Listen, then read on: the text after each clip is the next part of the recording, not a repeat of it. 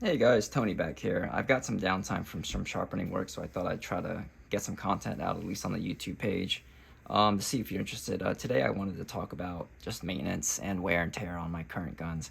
Listen, I don't know if I consider myself a gun guy. I'm pretty enthusiastic about self-defense. I'm not, just to preface everything, I'm not like a professional. I'm not like an expert at anything. I'm just a normal dude going through his life and this journey of self-defense and just trying to make sure he's proficient enough to protect himself and his loved ones.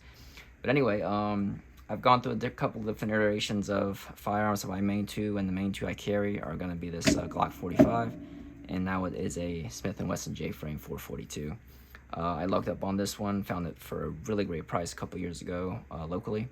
I grabbed it. Only thing I've done to it when I first got it was I changed the springs inside to the Apex spring kit.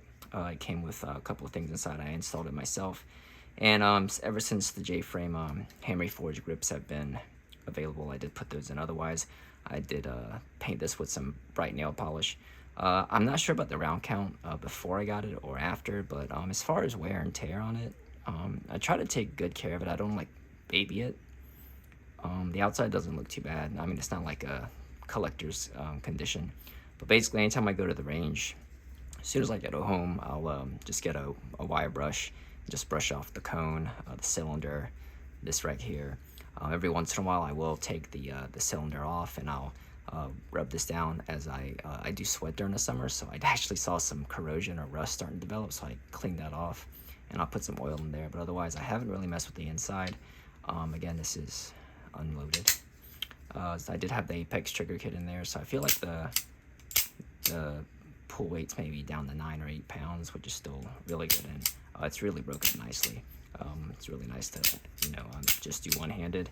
I do like how that feels. I feel like it's gone really well. I don't feel like I've had to open this up yet. I haven't taken the side off yet to check it, but maybe I should. That's really all. I haven't really oiled anything else on the outside. Like I said, I just brushed off most of the carbon buildup and things, but that's really how it looks right now. There's down the barrel. Oh, I do clean out the barrel and the cylinders just to get any kind of like loose carbon and other gunk in there from shooting, because a lot of times the training ammo may not be the cleanest. But that's about it. I don't know how you guys would think that's the condition. I mean, it's carried, it's fired, not a lot, but when I do get a chance, I do take it out to the range and shoot it, and I feel pretty confident with it now. I don't feel like I'd totally fumble it up if I had to, but everything's pretty smooth, so it locks up nicely, and like I said, that trigger is broken really nicely. As far as this, the reason I picked the Glock, they're stupid reliable, parts are stupid easy to get, they're cheap OEM parts, they last forever. Stuff I've done to this so far, again, this is clear, magazine. I have tried some different tapes for the grip. I do want to get it stippled. I just haven't either learned myself or paid for it. I do have a light on here because this is a do-it-all gun. If it was just concealed carry, I wouldn't really be worried about the light, but that's for a discussion for another time. But from what I've gathered, what I've thought for myself, and just the people that I look up to have talked about, I don't feel like a weapon-mounted light is necessary for a civilian, for a carry gun. But and sometimes this does come off, but it is also my like nightstand gun at night, so it does get a light on it most of the time. But when this goes into my Filster Enigma kit, that will come off because I still don't have a light-bearing holster for my Filster, and I'm not any more afraid if I don't have it, if that makes sense. I always have a handheld with me if I'm going out at night or in the dark, so I always have a light source. This is secondary if need be. But most of the time, I think this is maybe 3,000 to 4,000 rounds on this. Parts that have been changed. I do have a Glock Performance trigger, which has been in there since pretty much since I've had it, along with this standard coast shoe. I will take it apart off camera. So usually I'll just brush this off. I did have a deep cleaning maybe 400 or 500 rounds ago, but I will brush it out every once in a while. When I first started getting it, I was cleaning off. I still use this for cleaning, and the lube I was using was this lube that came with the shooter lube. The last maybe 500 or 600 rounds or so, maybe more, I've been trying this balm. It's a little bit thicker and more viscous. It tends to be staying on there more. I can still see the lubrication on the rails there, but yeah, it's got some gunk there. But like I said, this has seen about maybe 3,000 or 4,000 rounds through it. I did notice with the Glock Performance trigger, around the 800 or 900 round mark, if I haven't cleaned this off, I can feel a little bit more resistance when I'm pulling the trigger. So it just doesn't take much to just take the trigger housing off and just clean off the bar and the connector, and then I'd use a little bit thicker grease, the cleanse oil, or anything a little bit thicker for the connector and the bar. But yeah, that's really about it. Other than that, I don't really worry about cleaning out the outside super well when I do get home from the range, because I always forget to tape this up because I'm usually not like practicing with it. But I'll just wipe this off with just some rubbing alcohol and a paper towel to keep that clean. But otherwise, most of the stuff is just flaked off, which may not be the best idea because I'm guessing you're getting like just carbon and stuff everywhere. And then I am running a 15-pound ISMI flat spring in this is an NDZ steel guide rod. Not necessarily for any kind of weight purposes or anything, but just for the I can feel it shooting a little bit flatter. No malfunctions with this at all. And then the barrel, this is what that guy looks like. It's worn nicely. I can still feel that cherry bombs on there, so it's working pretty nicely. I feel like it's sticking on the products and it's sticking where it needs to. I also obviously changed out the iron sights on there when I got this. I've settled on the calculated kinetics dog tag plate. I did have one of their plates for my 43X for theirs, and have not had any issues with it whatsoever. These witness marks were put on since I installed this one, along with the battery tray, and I checked them out, but they have not budged whatsoever, and no issues with the dot either. It's been nice and reliable too. I don't know if it'll pick it up there. Yeah, you can't really see it on the camera.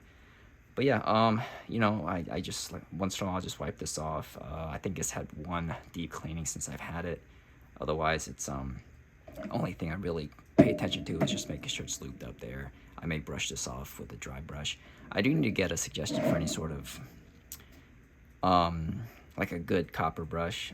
The one I use was from a kit and it's already like ripping apart and stuff. But yeah, if you guys have any suggestions or you think I'm doing something wrong, let me know. I'm not claiming to be an expert, but like I said, I haven't had any malfunctions whatsoever throughout this round, but this is pretty much my do-it-all gun. It's I feel like maintenance free it doesn't require a lot of maintenance. If you guys haven't seen this, I talked about this before. This is the Emissary Development switches for my TLR7.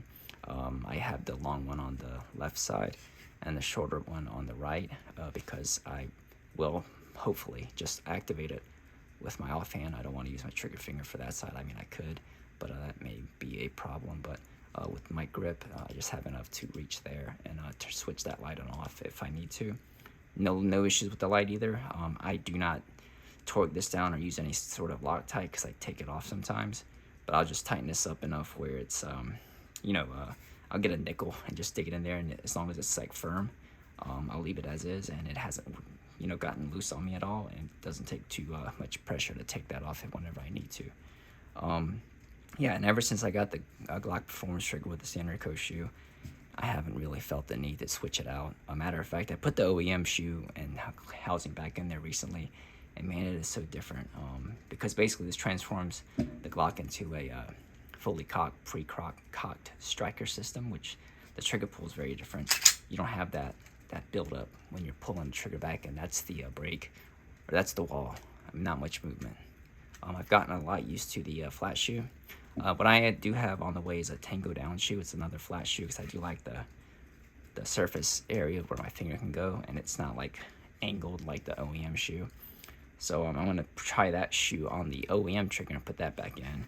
But I have been pretty happy with the progress I've made with the limited time and limited ammo I've had recently. I've gotten back into shooting a little bit more this past couple of months, so it's been nice to kind of get back on the range and get back into swing of things, because shooting a handgun is definitely a depreciable skill, but I feel like it's held up pretty nicely. But yeah, those are my main two. I just wanted to show current wear and tear on them. They're not bad at all. Like I said, zero malfunctions with any of them. I had some issues with the round ejecting or the cartridge, but that was due to I have some old magazines.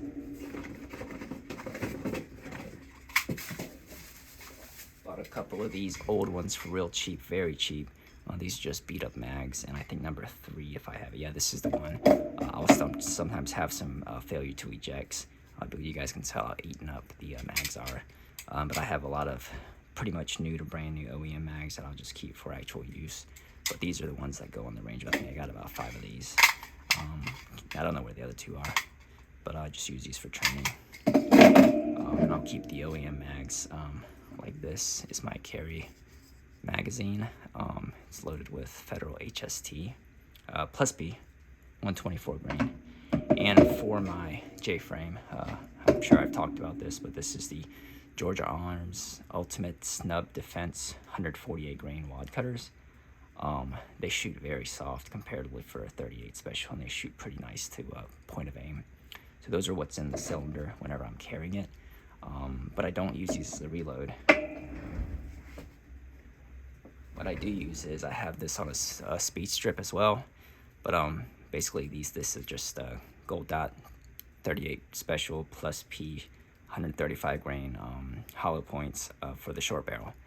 These recently, or not recently anymore, but they weren't making these for a while, but I've finally seen them back in stores, so I got a couple of boxes of these to act as my reload, because if you guys can see the difference in the cartridge. The wad cutters obviously don't have a projectile sticking out, so it's a little bit, I mean, it's not impossible, but it's a little harder loading that as a reload, especially when you're in a rush. But with the, this is a HKS speed loader, but with the ones with actual heads, it's easier to index and drop in there. That makes sense.